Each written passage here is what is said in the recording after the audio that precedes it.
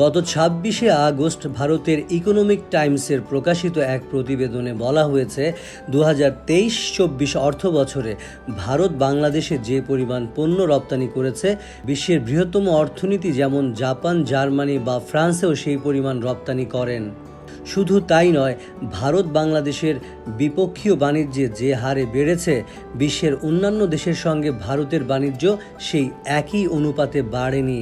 ২০০৯ সালে বাংলাদেশে ভারতের বাণিজ্যের পরিমাণ ছিল ২.৪ বিলিয়ন মার্কিন ডলার।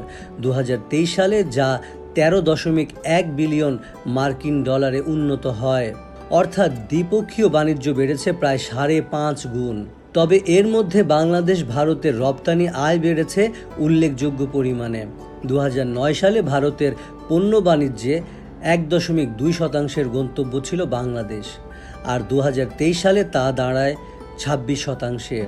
বর্তমানে ভারতের পঞ্চম বৃহত্তম রপ্তানি গন্তব্য হচ্ছে বাংলাদেশ, অর্থাৎ আন্তর্জাতিক বাণিজ্যের ক্ষেত্রে বাংলাদেশ এখন ভারতের অন্যতম বৃহত্তম অংশীদার এবং দক্ষিণ এশিয়ার বৃহত্তম। বাংলাদেশের যেসব দেশ থেকে সবচেয়ে বেশি পণ্য আমদানি করা হয়, সেই তালিকায় এখন চীনের পরই রয়েছে ভারত। তবে দুই দেশের বাণিজ্য ভারসাম্য হেলে আছে ভারতের দিকেই। ভারত থেকে যত মূল্যের পণ্য আমদানি করে বাংলাদেশ, রপ্তানি করে মাত্র তার 7/1 অংশ। বাংলাদেশ ব্যাংকের আমদানি বিল পরিশোধের পরিসংখ্যান অনুযায়ী ২০১১-১২ অর্থ বছর ভারত থেকে ৭.৭৪ বিলিয়ন ডলারের পণ্য আমদানি করেছিল বাংলাদেশ। এর পরের দশক জুড়ে আমদানি কেবল বেড়েই চলছে। ২০২১-২২ অর্থ বছরে এসে ভারত থেকে আমদানির পরিমাণ দাঁড়ায় ১,৩৬৯ বিলিয়ন মার্কিন ডলারে, অর্থাৎ গত এক দশকে ভারত থেকে বাংলাদেশের আমদানি বেড়েছে ৩ গুণ। বাংলাদেশের আমদানি করা ভারতীয় পণ্যের তালিকার শীর্ষে আছে তুলা। ভারতের তুলার জন্য সবচেয়ে বড় বাজার হচ্ছে বাংলাদেশ, যা ভারতের বৈশ্বিক তুলার পরিমাণ প্রায় ৩৫%। আর ভারত থেকে বাংলাদেশের মোট আমদানি খরচের প্রায় ১% হয় তুলা আমদানিতে। এরপর আছে নিত্য প্রয়োজনীয় খাদ্য ও ভোগ্যপণ্য। ভারতের কৃষিপণ্য রপ্তানির ২০% হয় বাংলাদেশে। আরও রয়েছে রেলের বগি, ইঞ্জিন সহ অন্যান্য আনুষঙ্গিক যন্ত্রপাতি ও যন্ত্রাংশ। অবশ্য গত কয়েক বছরে ভারত থেকে আমদানি করা পণ্যের বাজারে বড় পরিবর্তন এসেছে। পেঁয়াজ বা কাঁচামরিচ থেকে শুরু করে খাদ্যপণ্য আমদানির পাশাপাশি বর্তমানে কাঁচামাল ও শিল্পায়নের প্রয়োজনীয় মূলধনী যন্ত্রের মতো পণ্য আমদানি করার প্রবণতা বেড়েছে। অর্থাৎ ভারত থেকে আমদানি করা পণ্যের একটা বড় অংশ রপ্তানি খাতে কাঁচামাল কিংবা যন্ত্রপাতি হিসেবে ব্যবহার করা হচ্ছে।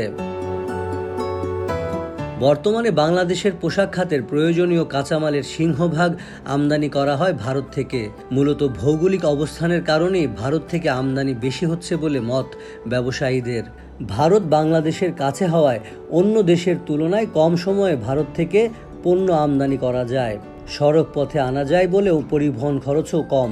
ব্যবসায়ীদের মতে যেসব পণ্য ভারত থেকে আমদানি করা হয়, সেগুলো অন্য দেশ থেকে আনতে গেলে খরচ ২০-৪০% বেড়ে যাবে। এই কারণে পেঁয়াজ, মরিচ বা চালের মতো পণ্য এবং শিল্পের কাঁচামাল অন্য দেশ থেকে আনা গেলেও আমদানিকারকদের প্রথম পছন্দ ভারত। অন্যদিকে রপ্তানি উন্নয়ন ব্যুরো ইপিবির তথ্য অনুযায়ী ভারত থেকে আমদানির বিপরীতে রপ্তানি পরিমাণ অনেক কম। তবে গত কয়েক বছর ধরে রপ্তানির পরিমাণ কিছুটা বেড়েছে। ২০১৭-১৮ অর্থ বছরে ভারতে ৮৭ কোটি ডলারের পণ্য সেবা রপ্তানি করেছিল বাংলাদেশ। সে হিসেবে বাংলাদেশি পণ্য ও সেবা রপ্তানি গন্তব্যের তালিকায় ভারতের স্থান ছিল দ্বাদশ। ৫ বছরের মধ্যে ভারতের অবস্থান এখন সপ্তম। ২০২১-২২ অর্থ বছরে ভারতে ১৯ বিলিয়ন ডলারের পণ্য রপ্তানি করে বাংলাদেশ। আর গত ২০২২-২৩ অর্থ বছরে প্রথমবারের মতো ভারতে বাংলাদেশের রপ্তানি ২০০ কোটি বা ২ বিলিয়ন ডলার ছাড়িয়ে যায়।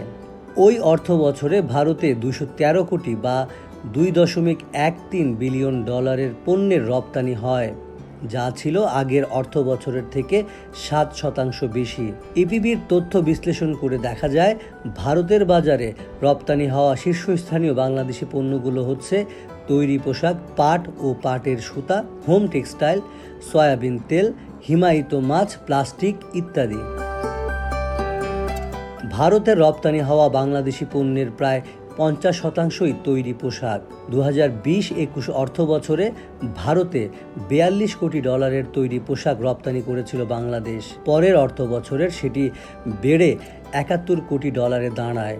আর গত 22-23 অর্থ বছরে ভারতে তৈরি পোশাক রপ্তানি হয় 101 কোটি ডলারের।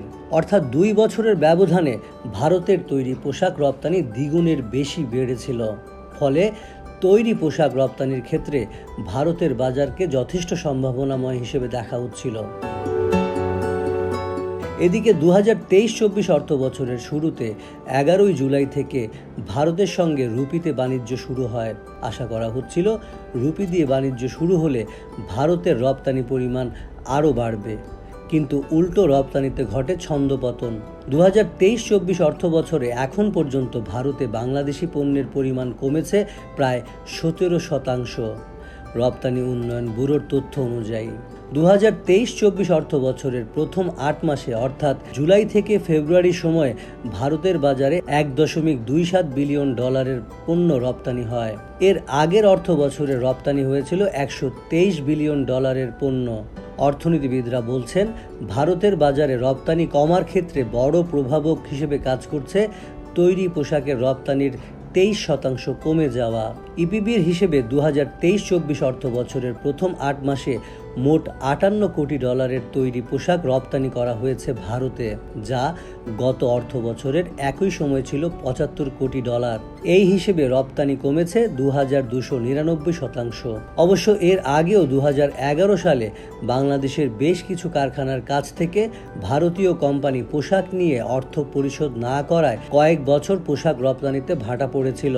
পরবর্তীতে ভারতের বিভিন্ন শহরে আন্তর্জাতিক ব্র্যান্ডগুলো বিক্রয় কেন্দ্র খোলায় পোশাক রপ্তানিও বৃদ্ধি পাচ্ছিল।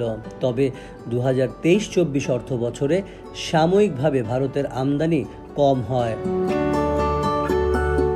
বাংলাদেশের পোশাক রপ্তানিতেও এর প্রভাব পড়েছে বলে মনে করছেন সংশ্লিষ্টরা। তৈরি পোশাক ছাড়াও ভারতের পাট ও পাট সুতার রপ্তানি কমেছে 1% মতো। 2023-24 অর্থ বছরের প্রথম 8 মাস 13 কোটি 76 লাখ ডলারের পাট ও পাট সুতা রপ্তানি হয়েছে, যা এর আগের বছরে একই সময়ে ছিল 13 কোটি 90 লাখ ডলার। এছাড়াও হোম টেক্সটাইল পণ্যের রপ্তানিও কমেছে 6.5%। তবে এই সময়ে ভারতে চামড়াজাত পণ্য ও জুতা রপ্তানি কিছুটা বেড়েছে। জানা যায় 2011 সালে বাংলাদেশকে অস্ত্র, মাদক বাদে সব পণ্যের শুল্ক মুক্ত সুবিধা দিয়েছিল ভারত। এরপরেও ভারতের রপ্তানি বাজার বড় করতে পারছিল না বাংলাদেশ। এক ব্যতিক্রম ছিল পোশাক খাত।